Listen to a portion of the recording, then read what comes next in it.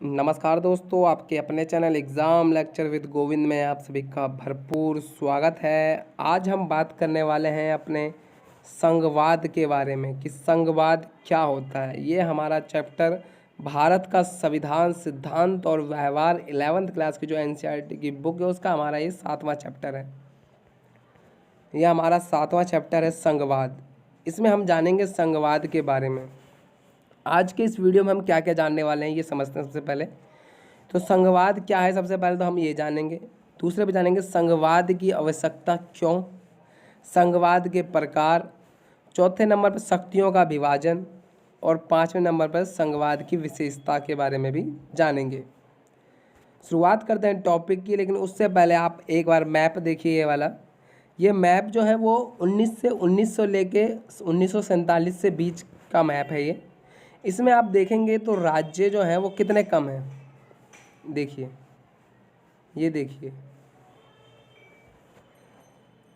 यानी जो विभाजन है वो बहुत कम हो रखा है। और ये वाला एक मैप देखिए 1956 का मैप है।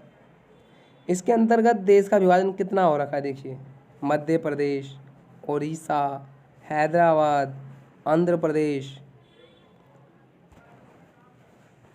यानी ये संघवाद का एक रूप दिखाता है हमें। ये जो नक्शा है हमारा, ये संघवाद का एक रूप दिखाता है। समझते हैं संघवाद क्या होता है। बिल्कुल, अगर हम सामान्य शब्दों में समझें अगर संघवाद क्या होता है तो सरकार का वह रूप जिसमें शक्ति सत्ता का विभाजन दो स्तर पर देखा जाता है। शक्ति और सत्ता का जो विभाजन है वो दो स्तर पर देखा जाता है, केंद्र सरकार और राज्य सरकार। इन दो स्तर पर शक्ति और सत्ता का विभाजन देखा जाता है, उसे हम संघवाद कहते हैं। बिल्कुल सामान्य शब्दों में संघवाद शब्द की जो उत्पत्ति है वो लैटिन शब्द फोर्डिस से हुई है, जिसका अर्थ एक प्रकार का समझौता या अनुबंध होता है। एक प्रकार का समझौता या अनुबंध होता है। वास्तव में महासंघ दो तरह की सरकारों के बीच सत्ता साझा करने और उनके संबंधित क्षेत्रों को नियंत्रित करने हेतु एक समझौता है। यानी एक तरीके का समझौता है कि हम आपके क्षेत्र को हर एक चीज़ मुहैया कराएंगे, आप हमारे साथ मिलिए। इस तरीके का एक समझौता है संघवाद। अब समझते हैं कि संघवाद की भारतीय संविधान में संघवाद की आवश्यकता ही क्यों पड़ी।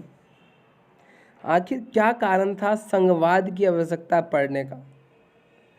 अगर आपने मैप देखा हो, मैंने आप सभी को मैप दिखाया था, अगर आपने मैप देखा हो तो एक बार और देखिए मैप को कि जो हमारा 1947 से पहले जो था ना, उसमें हमारा पाकिस्तान साथ में था। ये वाला इलाका पाकिस्तान हमारे साथ था, और जो 1947 के बाद है उसमें पाकिस्तान एक अलग देश बन गया। जब संविधान का निर्माण किया गया तो संविधान निर्माता ने ये देखा कि जिस तरीके से आज पाकिस्तान एक अलग देश के रूप में खड़ा हुआ है, क्या कहीं ऐसा फिर दोबारा ऐसी नौबत ना आए। इसलिए भारतीय संविधान ने संघवाद को अपनाना आवश्यक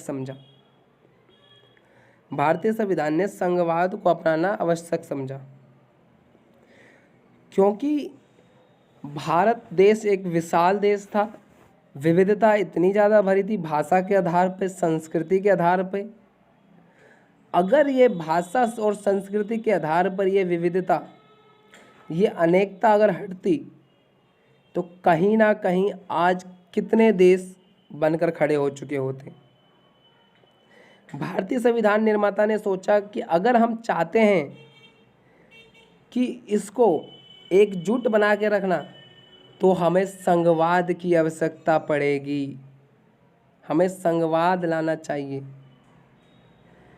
वैसे आप मुझे कमेंट करके बताइएगा कि भारतीय संविधान में संघवाद जो है वो कौन से देश के संविधान से लिया गया, वो कौन से देश के संविधान से संघवाद लिया गया था, ये आप मुझे कमेंट करके बताइएगा। वापस आते हैं हम अपने चर्चा पे।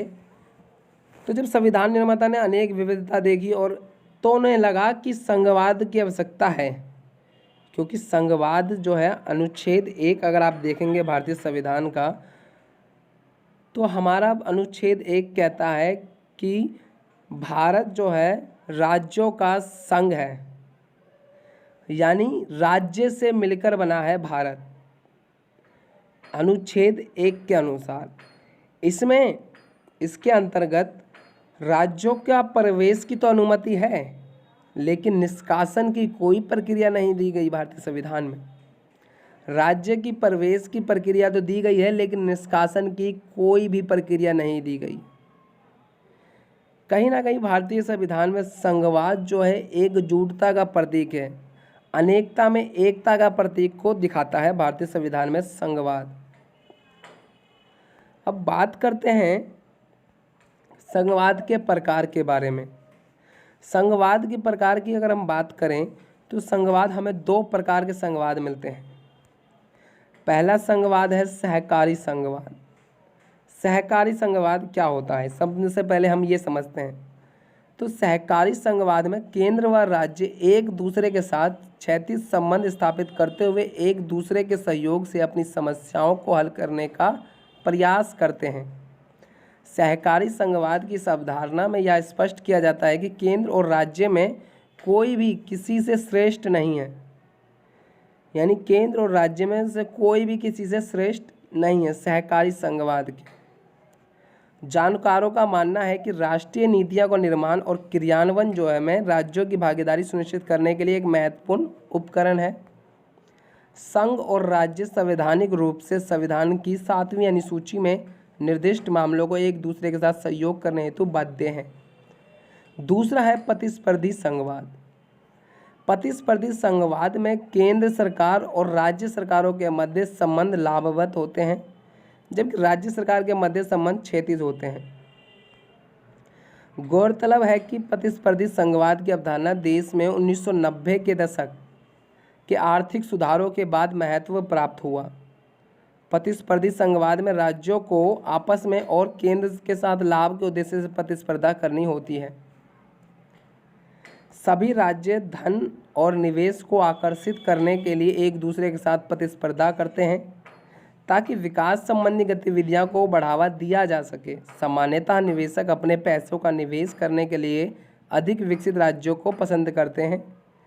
प्रतिस्पर्धी संघवाद भारतीय संविधान का मूल संरचना का हिस्सा नहीं है।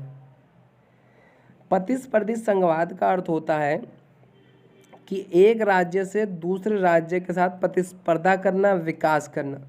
ये भारतीय संविधान के मूल संरचना का हिस्सा नहीं है, लेकिन सहकारी संघवाद जो है वो भारतीय संविधान के मूल संरचना का हिस्सा है। अब बात कर लेते हैं कि भारत संघवाद की विशेषता के बारे में कि संघवाद की क्या विशेषताएं हैं।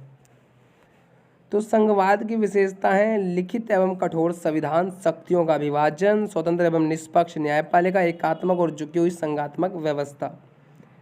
सबसे पहले समझते हैं लिखित और कठोर संविधान को। तो भारतीय संविधान एक लिखित संविधान है, यह हर किसी को पता है, लेकिन ये कठोर संविधान भी है क्योंकि इसके अंतर्गत संशोधन की प्रक्रिया जो है वो काफ़ी जटिल है, काफ़ी ज़्यादा जटिल है संशोधन की प्रक्रिया। विशेष संशोधन जो होता है उसके द्वारा हर एक राज्य से अनुमति लेनी आवश्यक होती है। दूसरा आता है शक्तियों का विभाजन। शक्तियों का विभाजन संघवाद की ये भी विशेषता है। इसमें संघ सूची की अलग शक्ति है, राज्य सूची की अलग और समवर्ती सूची की अलग। संघ सूची पे जो कानून बनेंगे वो केंद्र सरकार के द्वारा बनेंगे। जो भी कानून बनाए जाएंगे संघ सूची के द्वारा वो केंद्र सरकार के द्वारा बनाए जाएंगे। राज्य सूची के तहत जो विषय आते हैं उसके द्वारा जो कानून बनाए जाएंगे वो राज्य सरकार बनाएगी। जो समवर्ती सूची के विषय में कानून बनेंगे उसमें राज्य प्लस में केंद्र, राज्य प्लस केंद्र दोनों मिलकर कानून बनाएंगे। अगर हम बात करें संघ सूची में, संघ सूची में कितने विषय हैं? संघ सूची में जो है 97। राज्य सूची में अगर हम बात करें तो वो 66। और जो समवर्ती सूची होती है, समवर्ती सूची जो होती है उसमें केंद्र प्लस राज्य दोनों मिलकर कानून बनाते हैं, दोनों मिलकर कानून बनाते हैं, केंद्र और राज्य। और कुछ जो बची हुई शक्तियाँ होती, जो अवशिष्ट शक्तियाँ, अवशिष्ट, जिसे भविष्य में आना है, जो कि उस वक्त पता ही नहीं है कि शायद ये होए या नहीं, वो जो बची हुई अवशिष्ट शक्तियां हैं उन पे जो कानून बनाएगा वो केंद्र सरकार के द्वारा बनाई जाएगी। यानी भारतीय संविधान में शक्तियों का विभाजन कितने अच्छे तरीके से किया गया है, ये आप देखिए। यानी संघ सूची जितने भी विषय हैं वो सारे के सारे केंद्र सरकार के द्वारा बनाए जाएंगे। इसमें रक्षा से जुड़े मामले होते हैं, यानी देश हित के लिए जितने भी कानून होते हैं वो इसके अंदर होते हैं। राज्य सूची से जो विषय हैं जैसे कि पुलिस हो गई, कृषि हो गई, ये सभी राज्य सरकार बनाएगी जो राज्य के हित में कार्यरत हो। और समवर्ती सूची यानी ऐसे कई विषय हैं जो केंद्र और राज्य दोनों की सहमति आवश्यक है, उस पर कानून दोनों ने मिलकर बनाना है। और बची हुई अवशिष्ट शक्ति जो भविष्य में कोई आने वाली है, जैसे साइबर कानून, इस पर केंद्र सरकार को दी गई है।